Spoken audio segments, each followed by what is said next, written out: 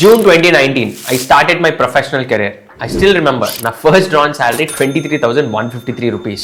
నేనే కాదు, ఇండియాలో మెజారిటీ పీపుల్ వాళ్ళ ఫస్ట్ జాబ్ ని స్టార్ట్ చేసేది 25,000 శాలరీ ఫిగర్ దగ్గరే. ఎక్స్పెన్సెస్, డెట్, మనీ మేనేజ్మెంట్ ఇలా డిఫరెంట్ టాపిక్స్ ని నేర్చుకోవడం కూడా స్టార్ట్ చేసేది ఫస్ట్ శాలరీ వచ్చినప్పటి నుంచే. అప్పటి వరకు పేరెంట్స్ మనీని ఎలా పడితే అలా ఖర్చు పెట్టే వాళ్ళు కూడా నెలంతా కష్టపడితే వచ్చే శాలరీకి రెస్పెక్ట్ ఇవ్వడం స్టార్ట్ చేస్తారు. And then comes 50,000 and 1 lakh salary phases. ఈ శాలరీ ఫిగర్స్ అన్ని కూడా కెరియర్ లో ఒక మేజర్ మైల్ స్టోన్ ఫేజెస్ అనే చెప్పాలి. సో ఈ రోజు వీడియోలో మీరు 25,000 శాలరీ 1 lakh ప్లస్ ఎంత ఎర్న్ చేస్తున్నా మీరు ఫాలో అవ్వాల్సిన బెస్ట్ ఇన్వెస్ట్మెంట్ స్ట్రాటజీస్ ఏంటో డిస్కస్ చేసుకుందాం. And this personally work for me. 23,000 salary stage నుంచి now I'm running my own business and I'm earning good enough money. అందుకే ఈ వీడియోలో మీకు ఎక్సెల్ షీట్స్ ఓపెన్ చేసి నెంబర్స్ అండ్ క్యాలిక్యులేషన్స్ అయితే చూపించను. మీరు ఏ శాలరీ బ్రాకెట్ లో ఉన్నా ఈ వీడియో చూసిన తర్వాత మీ ఇన్వెస్ట్మెంట్స్ అయితే ఈజీగా ప్లాన్ చేసుకోగలుగుతారు. సో వీడియోని ఎండ్ వరకు చూడండి. అండ్ ఇదే ఛానల్ ఫస్ట్ టైం వచ్చినట్టయితే I'm Yashwant, I'm chartered wealth manager. ఈ ఛానల్ మీ career, business and finance related గా గ్రో అవడానికి యూజ్ అయ్యే కాంటెంట్ అయితే పోస్ట్ చేస్తూ ఉంటాం. So consider subscribing. ఇంకా లేట్ చేయకుండా లాగించేద్దాం.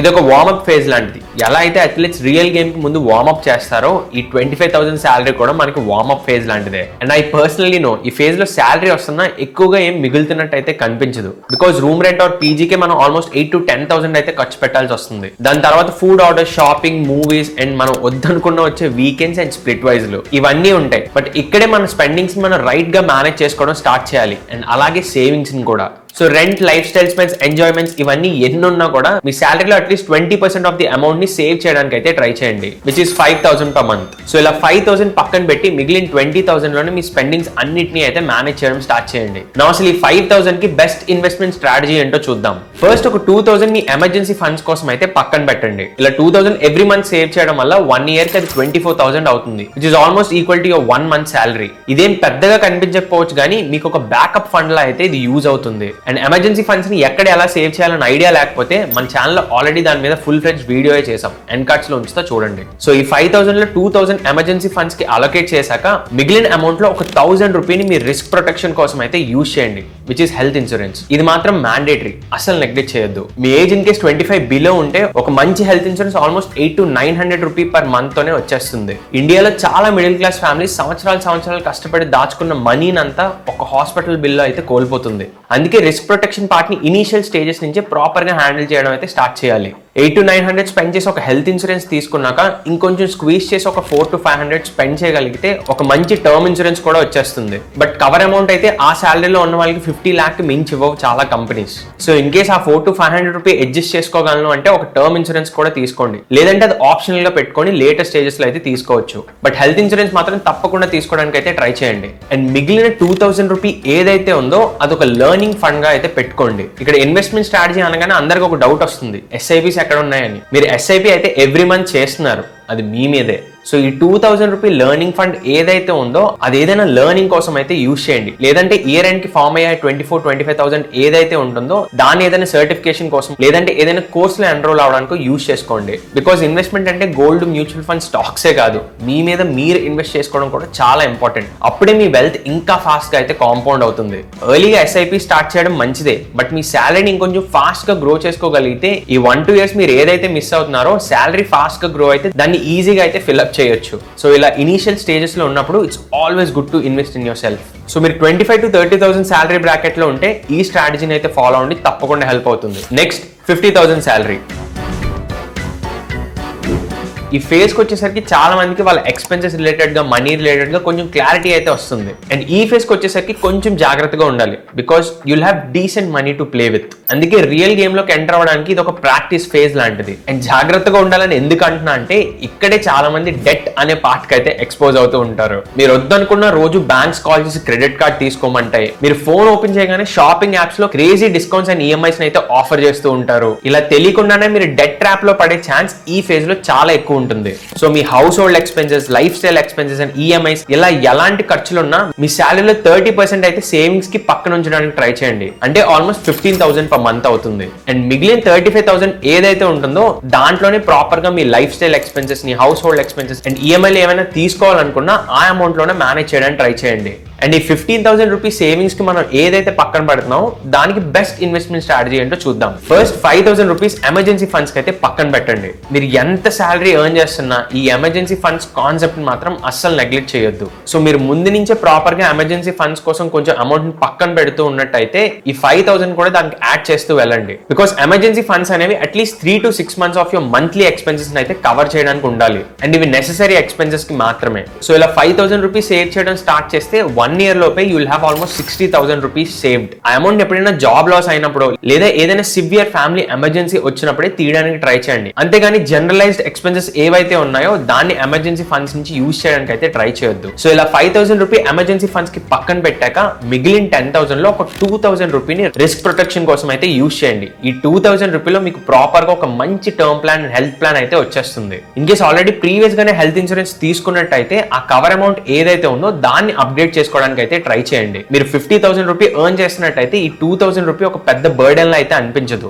సో తప్పకుండా ఈ అమౌంట్ ని హెల్త్ అండ్ టర్మ్ రెండింటికి అలొకేట్ చేయడానికి అయితే చూడండి. సో మీరే ఓన్ గా ప్రైజెస్ అన్ని కంపేర్ చేసుకొని ఒక మంచి హెల్త్ అండ్ టర్మ్ ఇన్సూరెన్స్ ని తీసుకోవాలంటే you can head to Policybazaar. ఇక్కడ మల్టిపుల్ కంపెనీస్ ఆఫర్ చేసే టర్మ్ అండ్ హెల్త్ ప్లాన్స్ ని ఒక్క దగ్గరే కంపేర్ చేసుకొని ఈజీగా మీరు హెల్త్ అండ్ టర్మ్ ప్లాన్స్ అయితే తీసుకోవచ్చు. And already existing health insurance ఉంటే ఆ ప్లాన్ ఒక కవర్ ని కూడా ఇక్కడ మీరు ఈజీగా అప్గ్రేడ్ చేసుకోవచ్చు. బట్ టర్మ్ ఇన్సూరెన్స్ రిలేటెడ్ గా అయితే టాప్అప్ అనేది అన్ని కంపెనీస్ ఆఫర్ చేయవు. సో మీరు ఇక్కడ ఇంకొక టర్మ్ ప్లాన్ అయితే తీసుకోవాల్సి ఉంటుంది. సో ఓవరాల్ గా మీ టర్మ్ కవర్ అమౌంట్ ఏదైతే ఉందో అది 1 to 2 crore అయితే ఉంచుకోవడానికి ట్రై చేయండి. బికాస్ దీని తర్వాత శాలరీ పెరిగినా కూడా 1 to 2 crore అనేది ఒక మంచి కవర్ అమౌంట్. సో 1,200 రూపీలోనే మీకు హెల్త్ ఇన్సూరెన్స్ లో ఒక 10 lakh కవర్ అమౌంట్ అయితే వస్తుంది. అండ్ మిగిలిన 1,000 రూపీలోనే మీకు మంచి టర్మ్ ఇన్సూరెన్స్ కూడా వచ్చేస్తుంది. ఈ ప్రీమియమ్స్ అనేవి ఏజ్ బట్టి డిఫర్ అవుతూ ఉంటాయి. ఇన్ కేస్ మీరు కొంచెం యంగ్ ఏజ్ లో తీసుకున్నట్టయితే ప్రీమియమ్స్ తక్కువ పడతాయి. కొంచెం ఏజ్ పెరిగేగా తీసుకుంటే ప్రీమియమ్స్ కొంచెం ఎక్కువ ఉంటాయి. బట్ మిస్ అవ్వకుండా ఈ రిస్క్ ప్రొటెక్షన్ పార్ట్ అయితే ప్రాపర్ గా మేనేజ్ చేసుకోండి. In case term and health plan చేస్తున్నట్టయితే కింద డిస్క్రిప్షన్ అండ్ కామెంట్ సెక్షన్ లో అయితే రెఫరల్ లింక్ ఉంచుతున్నాను. వీడియో యూస్ఫుల్ అనిపిస్తే ఆ లింక్స్ యూస్ చేసి తీసుకోండి లేదా ఎక్కడి నుంచి అయినా తీసుకోండి. బట్ తీసుకోండి. నౌ మిగిలిన 8,000 రూపీస్ ఏదైతే ఉందో దాన్ని మనం 2 buckets లో అయితే స్ప్లిట్ చేయొచ్చు. ఒక 4,000 రూపీ ప్రీవియస్ గా మనం చేస్తున్నట్టే లెర్నింగ్ ఫండ్ కోసం అయితే పక్కన పెట్టడం. ఇలా 4,000 రూపీ పక్కన పెట్టడం వల్ల 1 year లో ఆల్మోస్ట్ 48,000 అవుతుంది. మనం ఏదైనా మంచి కోర్సెస్ లో ఎన్రోల్ అవడం లేదా సర్టిఫికేషన్ ట్రై చేయడం అనేది చాలా ఇంపార్టెంట్. బికాస్ ఈ 50,000 ఫిగర్ నుంచి మీరు ఎంత ఫాస్ట్ గా 75,000 1 lakh ఫిగర్ కి రీచ్ అవుతారో అంత మంచిది. సో ఈ లెర్నింగ్ ఫండ్ ని అస్సలు నెగ్లెక్ట్ చేయొద్దు. దీని వల్ల మీ శాలరీ ఇంకా ఫాస్ట్ గా గ్రో అవుతుంది. అండ్ మిగిలిన 4,000 రూపీ ఏదైతే ఉందో దాంతో మీరు ఎస్ఐపిస్ అయితే ప్లాన్ చేయొచ్చు. అండ్ ఈ 4,000 రూపీని ఇన్వెస్ట్ చేసినప్పుడు కూడా ఒక ప్రాపర్ గోల్ ని డిసైడ్ చేసుకొని చేయండి. బికాస్ ఎలాంటి గోల్ లేదనుకోండి ఏదో ఒక ఎక్స్పెన్స్ కోసం ఆ మనీని అయితే బయటికి తీసేస్తూ ఉంటాం. సో మీరు ఇన్వెస్ట్ చేసినప్పుడే ఆ మనీ దేనికోసం ఇన్వెస్ట్ చేస్తున్నారో ఒక గోల్ ని పెట్టుకోండి. మేబీ ఒక 2-3 years తర్వాత కార్ కొనడానికి డౌన్ పేమెంట్ లాగానో లేదా house or any other high ticket purchase చేయడానికి డౌన్ పేమెంట్ అమౌంట్ కిందో లేదా ఏదైనా బిజినెస్ స్టార్ట్ చేయాలనుకుంటే దాని గురించో. ఇన్ కేసు ఎలాంటి గోల్ లేదనుకుంటే I will give you 1 goal. Me marriage. మీరు అమ్మాయి అయినా అబ్బాయి అయినా శాలరీ ఎర్న్ చేస్తే ఒక 25 years క్రాస్ అయ్యారనుకోండి ఇంట్లో ఆబ్వియస్ గా పెళ్లి టాపిక్ తీసుకొస్తారు. అండ్ చాలా మంది వాళ్ళు ఫైనాన్షియల్ ప్లానింగ్ చేసుకుంటున్నప్పుడు రిటైర్మెంట్, కార్, హోమ్ ఇవన్నీ ప్లాన్ చేసుకుంటారు కానీ ఈ మ్యారేజ్ మాత్రం మర్చిపోతూ ఉంటారు. ఇండియాలో యావరేజ్ గా ఒక మ్యారేజ్ కి అయ్యే ఖర్చు ఎంతో తెలుసా? 20 lakh. సో 20 lakh మొత్తాన్ని మీరు సేవ్ చేయలేకపోయినా మీరు ప్రాపర్ గా ఎస్ఐపిస్ చేస్తే ఒక మంచి కార్పస్ ఆ టైం కి ఫామ్ అవుతుంది. మీకు హెల్ప్ఫుల్ గా ఉండడానికి ఒక ఇన్వెస్ట్మెంట్ మీటర్ అయితే ఇస్తా. ఇన్ కేస్ మీ గోల్ ఒక టార్గెట్ 1 year లోపు ఉందనుకోండి ఆ మనీని ఎప్పుడు ఈక్విటీ మ్యూచువల్ ఫండ్స్ లోని డైరెక్ట్ స్టాక్స్ లోనే అయితే ఇన్వెస్ట్ చేయొద్దు. ఆ మనీని ఇదర్ లిక్విడ్ ఫండ్స్ లోనో లేదా లో డ్యూరేషన్ ఫండ్స్ లోనే ఇన్వెస్ట్ చేయండి. లేదంటే you can also choose fixed deposits. And in case మీ గోల్ కి ఒక 2 to 3 years టైం ఫ్రేమ్ ఉందనుకోండి then you can also explore hybrid funds. ఈ హైబ్రిడ్ ఫండ్స్ లో ఈక్విటీ అండ్ డెట్ మిక్స్ అయి వస్తాయి. సో రిస్క్ అనేది కొంచెం తగ్గుతుంది. అండ్ ఇన్ కేస్ మీ గోల్ ఒక 5 years వరకు టైం ఉందనుకోండి then you can explore equity mutual funds like large caps అవ్వచ్చు, ఫ్లెక్సీ క్యాప్స్ అవ్వచ్చు, స్మాల్ క్యాప్స్ అవ్వచ్చు. సో మీ టైం ఫ్రేమ్ బట్టి మీరు ఇన్వెస్ట్ చేసే అమౌంట్ ని ప్రాపర్ గా ప్లాన్ చేసుకోవాలి. అంతేగాని బయట ఎవరో చెప్పారండి మిడ్ క్యాప్స్ లోని, స్మాల్ క్యాప్స్ లోని, లార్జ్ క్యాప్స్ లోని అయితే ఇన్వెస్ట్ చేయొద్దు. టైం ఫ్రేమ్ బట్టే మీరు చూస్ చేసుకునే కేటగిరీ కూడా ఉండాలి. So this is the investment strategy for 50,000 to 70,000 salary. Now let's jump to the real game. 1 lakh per month. This really feels like an achievement. Middle class నుంచి grow అయిన వాళ్ళకి 1 lakh salary per month అనేది ఒక పెద్ద అచీవ్మెంటే. And అది achieve చేసిన first few months ఒక హైలో అయితే ఉంటారు. నౌ ఇక్కడి నుంచి మీకు రియల్ గేమ్ అయితే స్టార్ట్ అవుతుంది. ఇన్ని ఇయర్స్ నుంచి వార్మప్ ఫేజ్, ప్రాక్టీస్ ఫేజ్ దాటింది ఈ రియల్ గేమ్ గురించే. సో ఈ ఫిగర్ కి రీచ్ అవగానే చాలా బకెట్ లిస్ట్ ఐటమ్స్ బయటకు తీస్తాం. కార్ కొనాలని, ఇంట్లో వాళ్ళైతే ఇల్లు కొనుక్కోమని, అండ్ ఫ్రెండ్స్ అండ్ ఫ్యామిలీలో చాలా మంది ఇంకేవేవో ఇన్వెస్ట్మెంట్ చేయమని అయితే అడ్వైజ్లు ఇస్తూ ఉంటారు. బట్ మీరు ఈ స్టేజ్ కి రీచ్ అయ్యారంటే ఇంకా చాలానే గ్రో అవుతారని. సో మీ ఇన్వెస్ట్మెంట్స్ డెసిషన్స్ అన్ని కూడా కరెక్ట్ గా తీసుకోవాలి. రీజన్ లేకుండా హై టికెట్ పర్చేసెస్ అస్సలు చేయొద్దు. అండ్ ఇక్కడ నుంచే మీ శాలరీతో పాటు మీ సేవింగ్స్ రేషియో కూడా పెరగాలి. సో వన్స్ ఈ ఫిగర్ ని రీచ్ అయ్యాక మీరు అట్లీస్ట్ 40% ఆఫ్ ది శాలరీని అయితే సేవింగ్స్ కోసం పక్కన పెట్టడానికి ట్రై చేయండి. మిగిలిన 60,000 ఏదైతే ఉందో అది హౌస్ హోల్డ్ స్పెండ్స్ కి, లైఫ్ స్టైల్ స్పెండ్స్ కి, అండ్ ఏమైనా ఈఎంఐస్ ఉన్నా వాటిని క్లియర్ చేయడానికి అయితే యూజ్ చేయండి. బట్ ఈ 40% ఆర్ 40,000 రూపీ ఏదైతే ఉందో దానికి ఉన్న బెస్ట్ ఇన్వెస్ట్మెంట్ అప్రోచ్ ఏంటో ఇప్పుడు మీకు చూపిస్తా. సో ఎప్పటిలాగే దీంట్లో 10,000 రూపీని మీ ఎమర్జెన్సీ ఫండ్స్ గురించి అయితే పక్కన పెట్టండి. యాజ్ టోల్డ్, ఎప్పుడు కూడా మీ ఎమర్జెన్సీ ఫండ్స్ అయితే నెగ్లెక్ట్ చేయొద్దు. బికాస్ ఎమర్జెన్సీ ఫండ్స్ ఉంటే అది ఇచ్చే పీసే వేరే లెవెల్లో ఉంటుంది. సో 10,000 రూపీ ఎమర్జెన్సీ ఫండ్స్ కోసం పక్కన పెట్టాక as usual 2,000 to 2,500 rupee me health and term plans గురించి అయితే కంటిన్యూ చేస్తూ ఉండండి. సో శాలరీ పెరిగింది కాబట్టి ఇక్కడ మీ పేరెంట్స్ కి హెల్త్ ఇన్సూరెన్స్ అయితే తప్పకుండా ప్లాన్ చేయండి. దానికి ఆల్మోస్ట్ మంత్లీ 3,000 to 4,000 రూపీ అయితే అవుతుంది. బికాస్ మీ పేరెంట్స్ ఏజ్ కొంచెం ఎక్కువ ఉంటుంది కాబట్టి. ఇక్కడ చాలా మందికి ఒక డౌట్ వస్తుంది, నేను వర్క్ చేసిన కంపెనీ నా పేరెంట్స్ ఆల్రెడీ హెల్త్ ఇన్సూరెన్స్ ఇస్తుంది, సో నేను తీసుకోవాలా వద్దా అని. మీ కంపెనీస్ ప్రొవైడ్ చేసే హెల్త్ ఇన్సూరెన్స్ ఏదైతే ఉందో దట్ ఈస్ గుడ్. బట్ దాంట్లో వచ్చే ఓన్లీ ప్రాబ్లం ఏంటంటే ఆల్మోస్ట్ 10 to 20% కోపేగా అయితే మీరు పే చేయాల్సి ఉంటుంది.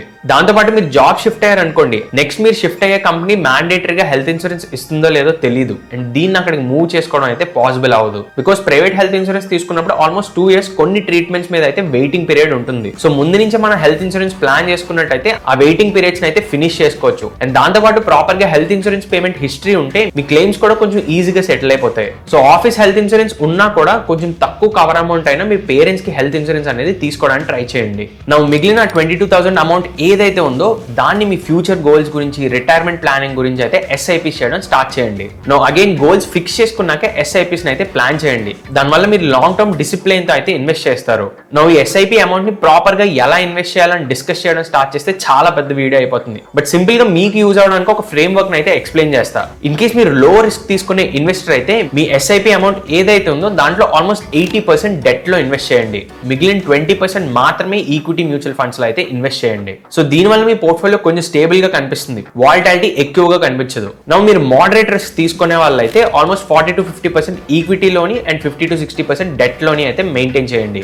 అదే మీ రిస్క్ అప్డేట్ కొంచెం ఎక్కువ ఉండి మీరు ప్లాన్ చేసేది 5 years or 10 years time frame గురించి అయితే you can invest in direct equity funds. ఈ కేసులో 80 to 90% ఈక్విటీ మ్యూచువల్ ఫండ్స్ లోని అండ్ 10 to 20% డెట్ లోని మెయింటైన్ చేయొచ్చు. And in case equity mutual funds ఏంటి, డెట్ ఏంటి, హైబ్రిడ్ ఏంటి అని క్లారిటీ లేకపోతే మన ఛానల్ లో ఆల్రెడీ మ్యూచువల్ ఫండ్ ప్లేలిస్టే ఉంది. ఒక 1 hour స్పెండ్ చేస్తే ఆల్మోస్ట్ అన్నిటి గురించి మీకు క్లారిటీ వచ్చేస్తుంది. అండ్ ఎప్పుడు కూడా మీరు ఇన్వెస్ట్మెంట్ చేసినప్పుడు మీరు ఫుల్ ఫ్లెజ్ నాలెడ్జ్ తో మాత్రమే చేయండి, లేదంటే మీ ఫైనాన్షియల్ అడ్వైజర్ ని కన్సల్ట్ చేయండి. ఈ వీడియోని కూడా ఓన్లీ ఎడ్యుకేషన్ పర్పస్ కోసం మాత్రమే చూడండి, అంతేగాని ఎలాంటి ఇన్వెస్ట్మెంట్ అడ్వైస్ కింద కాదు. నా ఈ ఈక్విటీ ఫండ్స్ లో అసలు ఎలాంటి ఫండ్స్ లో ఇన్వెస్ట్ చేయాలి అంటే మీరు ఇన్ కేస్ లో రిస్క్ కేటగిరీ అనుకోండి, ఈక్విటీలో you can choose index funds. అదే మోడరేట్ రిస్క్ అయితే you can choose either large caps or flexi caps. అదే హై రిస్క్ పొటెన్షియల్ ఉన్నట్టయితే మీరు ఫ్లెక్సీ క్యాప్స్ తో పాటు small cap and mid cap funds కూడా ఎక్స్ప్లోర్ చేయొచ్చు.